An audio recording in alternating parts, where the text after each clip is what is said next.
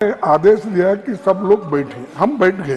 फिर in spite of that if they are not honouring, सब बैठे भी नहीं तो सिर्फ अपना भाषण चलाते ही रहे। कौन सुनने वाला है आपका भाषण? हम तो नहीं सुन रहे।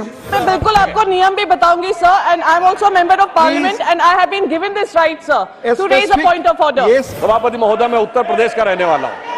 वहां ब्रह्मोस मिसाइल का कोई पार्ट बने, कोई कंपोनेंट बने, ये अपने आप में कितने बड़े गर्व का विषय है। मुझे याद है कि हमारी सरकार, मोदी जी की सरकार आने से पहले उत्तर प्रदेश की छवि क्या बना के रखी गई थी। सिनेमा क्या बनता था उत्तर प्रदेश पे, जिला गाजियाबाद, लखनऊ सेंट्रल, तो सीरीज बनती थी मिर्जापुर, तो ओंकारा में मेरठ की गैंगवार, तो बाबर फिल्म में कानपुर की गैंगवार, तो कंपनी फिल्म में दिखाया जाता था कि जैसे कि मुंबई का सारा जो माफिया है वो पूर्वी उत्तर प्रदेश से आ रहा है।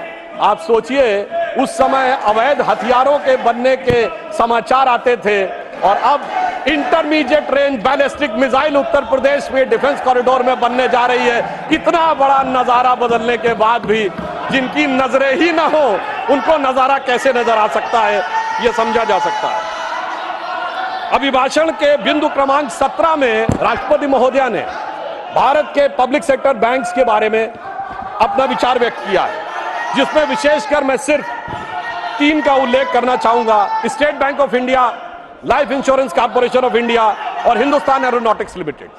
ये तीनों इसलिए कि इनके बारे में केवल 1-1.5 साल पहले बहुत वितंडावाद मचाया गया। अपनी सीट पर जाए प्लीज, अपनी सीट पर जाए। मात्र 1-1.5 साल पहले बहुत वितंडावाद मचाया गया कि एसबीआई डूब रहा है, एलआईसी डूब रहा है और पब्लिक सेक्टर बैंक्स नीचे जा रहे हैं, जो आज तक कभी नहीं हुआ था। पिछले क्वार्टर में स्टेट बैंक ऑफ इंडिया का मुनाफा केवल 1 तिमाही का 21,000 करोड़ रुपए है, जो प्राइवेट और पब्लिक सेक्टर सारी कंपनियों में मिला के सबसे ज्यादा है। पहली बार एसबीआई ने रिलायंस से भी ज्यादा मुनाफा कमा के दिखाया है। एलआईसी का पिछले क्वार्टर का मुनाफा 19,000 करोड़ रुपए है, जो एलआईसी का ऑल टाइम हाई है। और मैं ये भी बताना चाहता हूं कि हिंदुस्तान एरोनॉटिक्स लिमिटेड, माननीय एलओपी कुछ बोलना चाहते, please sir, point of order raise करने के लिए भी हम सरकार से इतना पूछना पड़ता है, तो ये बहुत ही अनडेमोक्रेटिक सिस्टम है। मैं आपसे विनती करता हूं, Priyanka Chaturvedi point of order raise की, अब आपने आदेश दिया कि सब लोग बैठे, हम बैठ गए। फिर in spite of that if they are not honouring, सब बैठे भी नहीं तो सिर्फ अपना भाषण चलाते ही रहे। कौन सुनने वाला है आपका भाषण? हम तो नहीं सुन रहे। माननीय प्लीज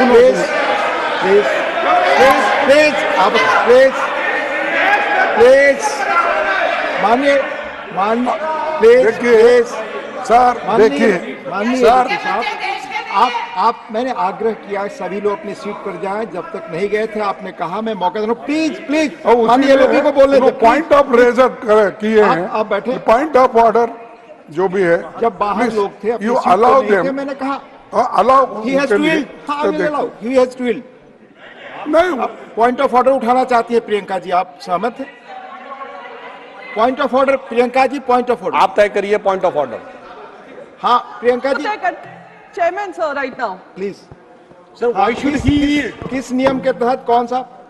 सर, मैं बिल्कुल आपको नियम भी बताऊंगी sir, and I am also member of parliament and I have been given this right sir to raise a point of order. Yes. It is unfair that I have been screaming non-stop and the members of opposition have been asking you to yield. Please, Sir, point number 259.